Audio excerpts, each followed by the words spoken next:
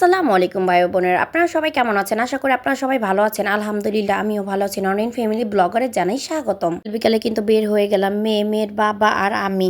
পরেই না প্লেনটা বের হচ্ছে আর তিনজনে একসঙ্গে বের হচ্ছি। কিন্তু বের হয়েছি কোথায় যাব কোনো উদ্দেশ্য করে বের হওয়া হয়নি। বের হওয়ার পরে দেখলাম রাস্তাঘাট খালি আছে আর বেশ দ্রুতই বের হয়েছিলাম, তাই খুব সময় মতোই কিন্তু এখানে পৌঁছে গেছি। তাও সন্ধ্যার আগ দিয়ে কিন্তু এখানে পৌঁছেছিলাম। আর মনোরম পরিবেশ দেখে তো খুব মনটাই ভালো হয়ে আসতেছিল।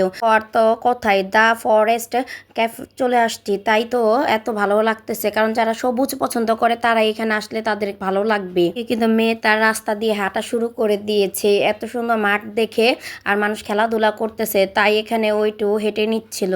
আর দেখেন পিছনে তাকিয়েও কি একটা শুরু করে দিয়েছে যে ওখানে তুই যাওয়ার ইচ্ছা আছে মাঠে। তো ওইখানে তো আর যাওয়া হলো না আমাদের। আমরা কিন্তু এই ক্যাফের ভিতরে চলে আসলাম। মোটামুটি ভালোই কিন্তু বৃষ্টি হয়েছিল, তো বৃষ্টি হওয়াতেও আরো বেশি ভালো লাগতেছিল, কারণ গ্রামের ফিলও এখানে পাওয়া যাচ্ছিল। তাই ছবি তোলার জন্য কিন্তু ফটো বুথও এখানে দেওয়া হয়েছে আর বিভিন্ন ধরনের করে বিভিন্ন সাইডে সাজানো হয়েছে। আর সাজানো গুছানো পরিবেশ দেখলে কিন্তু বেশি ভালো লাগে। আর সবুজের মধ্যে কিছু কিছু এখানে কিন্তু ফুলও ছিল।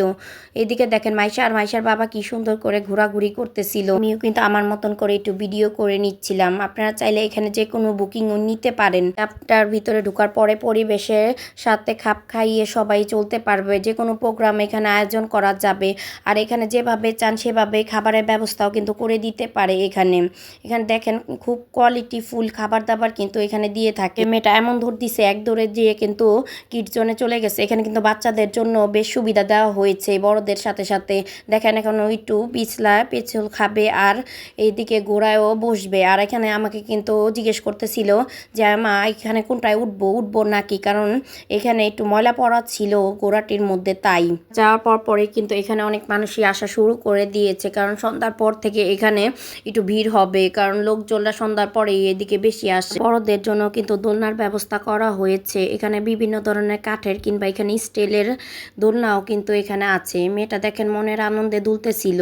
এই কিন্তু এখানে আসতে পারেন, ব্যস্ততম সময় থেকে কিছু সময় বের করে একটু মনোরম পরিবেশে সবুজের মধ্যে যেতে পারে। কিউট ছোট ছোট বেবিরাও এসে এখানে বসতে পারবে, তাদের জন্য দোলনার ব্যবস্থা করা হয়ে। দিকে দেখেন মেয়ে কিভাবে হাঁটতেছিল এখানে।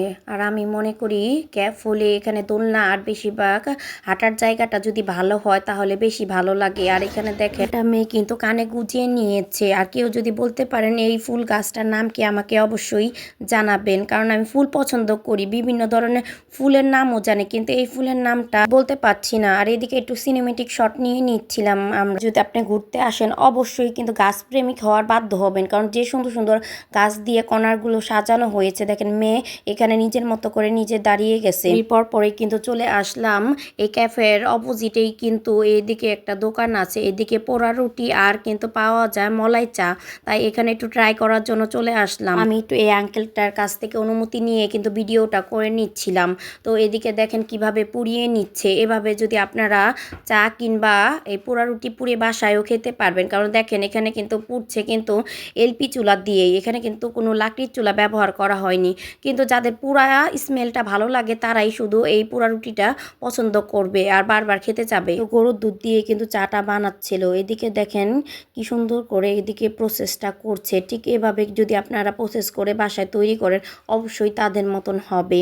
কিন্তু একটা কথাই, এখানে সে বানাচ্ছে বলে যে আপনার হাতে ভালো হবে বা আপনার কাছে ভালো লাগবে সেটা না। আপনার দিক থেকে দেখেন এখানে মলাই চাটা কিভাবে বানাচ্ছে। আপনি কিন্তু বাসায় এইভাবে বানাতে পারেন, কিংবা আপনার হয়তো বা পদ্ধতিগুলো জানা আছে, ঠিক এভাবে বানিয়ে কিন্তু খেতে পারবেন। কিন্তু চাটা খুবই ভালো ছিল, চাটা আমার কাছে ভালো লাগছে। আর এখানে দেখেন প্রসেসটা করতেছে, আমি কিন্তু সুন্দর করে ভিডিওটা করে নিচ্ছিলাম।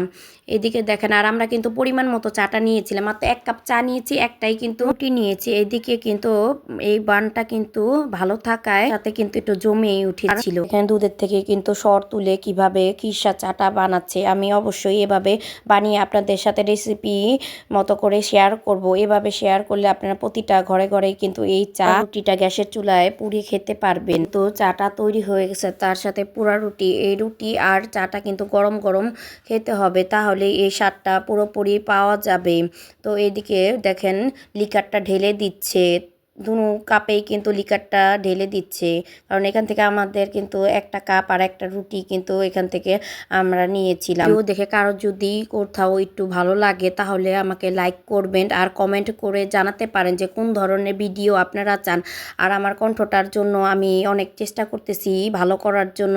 ইনশাল্লাহ কিছুদিনের মধ্যেই কিন্তু আমার কণ্ঠটাও পুরোপুরি ভালো হয়ে যাবে। এদিকে আপনাদের ভাইয়াকে বলছিলাম একটু টেস্ট করে দেখো, বলতেছে তুমি খেয়ে দেখো কেমন হয়েছে। দেখেন চাটা কিন্তু ভালোই ছিল, চাটা যেমন দেখা যাচ্ছে খেতে আরও বেশি ভালো লেগেছিল চা। তো আমি আবার কিন্তু বাসার চার থেকে কিন্তু কোনো দোকানে টং দোকানের বলেন যে কোনো দোকানের বাহিরের চাটা বেশি পছন্দ করি খেতে। আর এদিকে মেয়ে কিন্তু ফুচকার বায়না করেছিল, তাই এক প্লেট ফুচকাই নেওয়া হয়েছে, কারণ বাসার থেকে ভরপুর খাওয়া দাওয়া করে কিন্তু ওইখানে যাওয়া হয়েছিল, তাই আর তেমন কোনো খাবারই কিন্তু আমরা খেতে পারিনি। কিন্তু তার ইচ্ছে মতনই ফুচকাটা বানিয়ে নিয়েছে, যেভাবে বলেছে ঠিক সেভাবে কিন্তু বানিয়ে দিয়েছিল। এখানে কিন্তু এখানে বসে চায়ের সাথে টাও খেতে পারবেন, বিভিন্ন ধরনের খাবারই কিন্তু এখানে পাওয়া যাচ্ছে, সিফুড থেকে শুরু করে প্রায় সব খাবারই এখানে পাওয়া যায়, হাঁসও পাওয়া যায়। ভিডিওটা এই পর্যন্তই, পরবর্তী ভিডিও দেখার জন্য সাবস্ক্রাইব করুন। আল্লাহ হাফেজ।